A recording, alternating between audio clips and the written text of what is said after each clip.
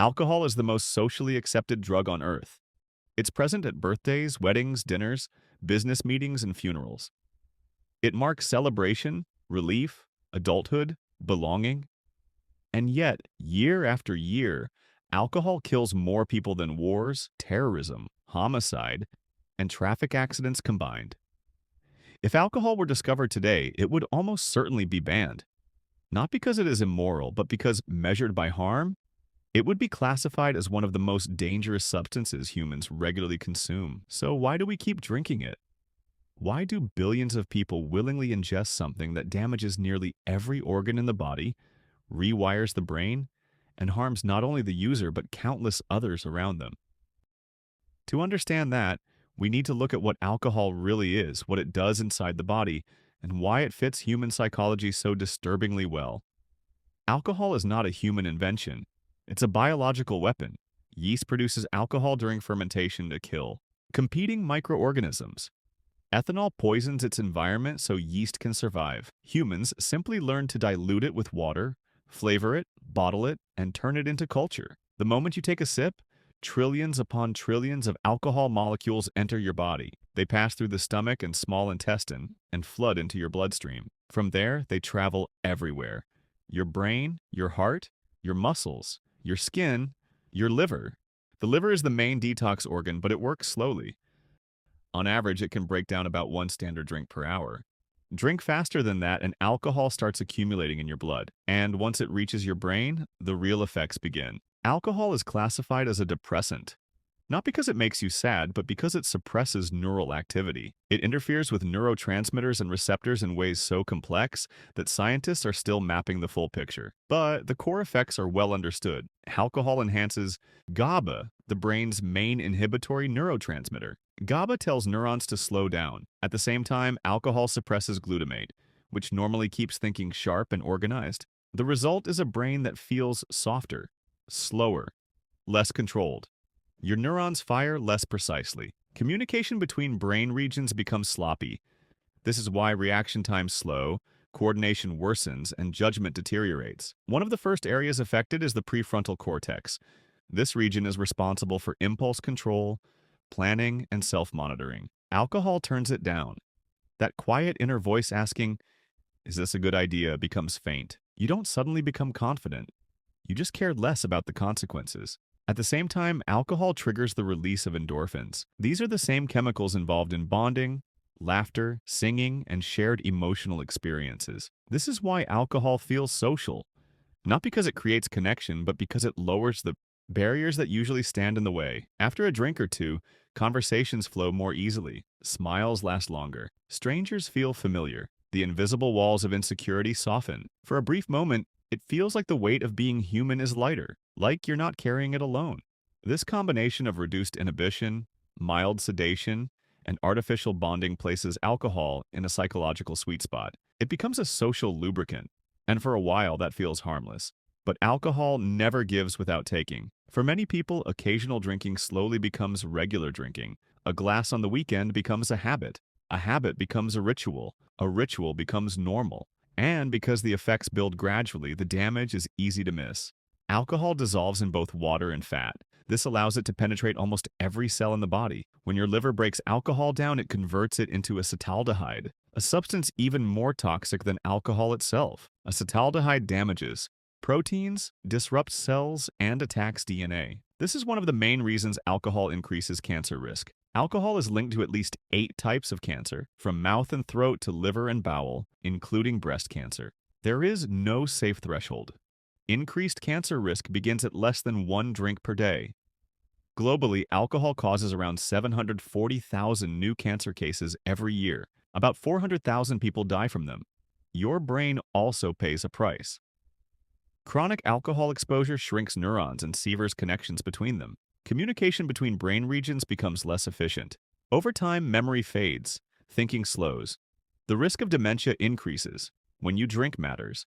The younger the brain, the greater the damage. The human brain continues developing into the mid-20s. Drinking during this period is like damaging wet cement before it is set. In young adults, blackout drinking has been shown to cause cognitive problems lasting months to over a year.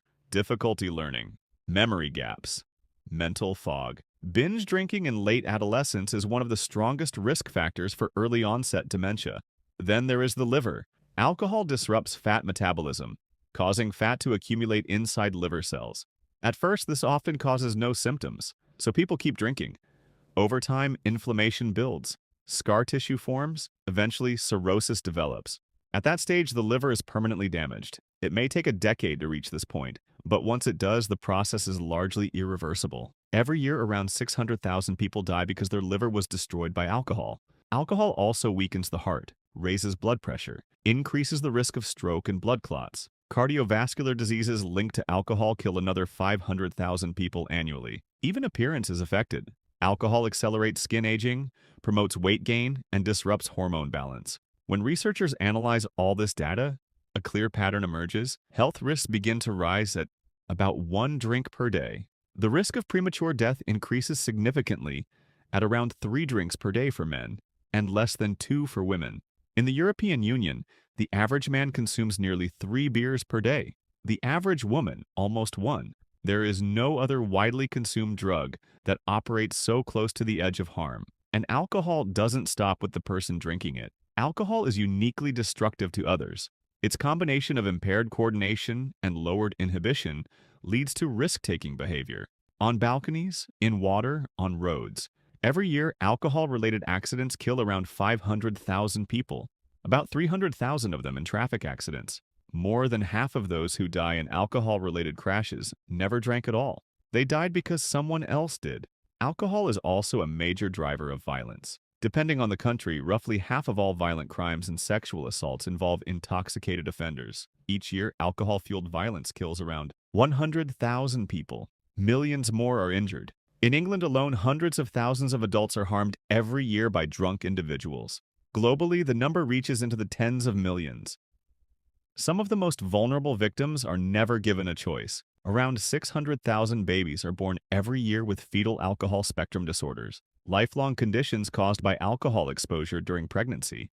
When drinking escalates to the point where it causes significant harm, the line into alcoholism has been crossed. An estimated 400 million people worldwide are affected, about 1 in 14 adults. Of those, more than half develop dependence, a state where alcohol becomes something the brain and body expect. In Europe and the Americas, about 1 in 20 adults are caught in this web. Alcoholism is often imagined as chaos, but in reality, many cases are quiet. Studies suggest up to half of all alcoholics function normally on the surface. They go to work, they raise families, they meet obligations. They simply drink 4 or more drinks per day and regularly get drunk. And because alcohol is culturally normalized, this often goes unnoticed. No other drug is so accepted, so casual, and so easy to ignore. Which raises a difficult question. If alcohol causes so much harm, why did humans adopt it so deeply? Because it solves a real problem. Human connection is hard. We crave closeness, but we are also anxious, self-conscious, and awkward. Alcohol temporarily reduces that friction. Studies confirm what humans have known intuitively for millennia. Small amounts of alcohol help strangers bond. Moderate social drinkers often report larger social networks and higher trust. For thousands of years, alcohol has been used to celebrate, mourn, negotiate, and connect. But something is changing. Younger generations drink significantly less than their parents. In the United States, the share of 18-year-olds who have ever tried alcohol has dropped by about 25%. Binge drinking has fallen by roughly 50%. Even in countries where alcohol is deeply embedded in culture, consumption is declining. This leads to fewer accidents, fewer hospitalizations, fewer lives derailed. But at the same time, social interaction has declined too. Young people meet friends less often, attend fewer parties, date less. Loneliness and mental health issues are rising. Many factors contribute to this shift: technology, social media, pandemics. But changes in how we regulate emotions and connect likely play a role as well. As alcohol use declines, other substances like cannabis have increased. Unlike alcohol, heavy cannabis use often reduces energy and social engagement, so humanity stands at a crossroads. Alcohol has been a powerful tool for connection and a devastating force of harm. Understanding this doesn't require moral judgment. It requires clarity. Seeing how this substance actually works doesn't just add information, it reshapes perception. Alcohol is not just a drink. It is a mechanism, a substance that rewires how the brain regulates stress, reward, and connection. And this alcohol-driven regulation is one of the forces shaping us, often without us realizing it. Understanding how it works is the first step toward making choices that are conscious, not automatic. Subscribe and start understanding yourself and the world differently.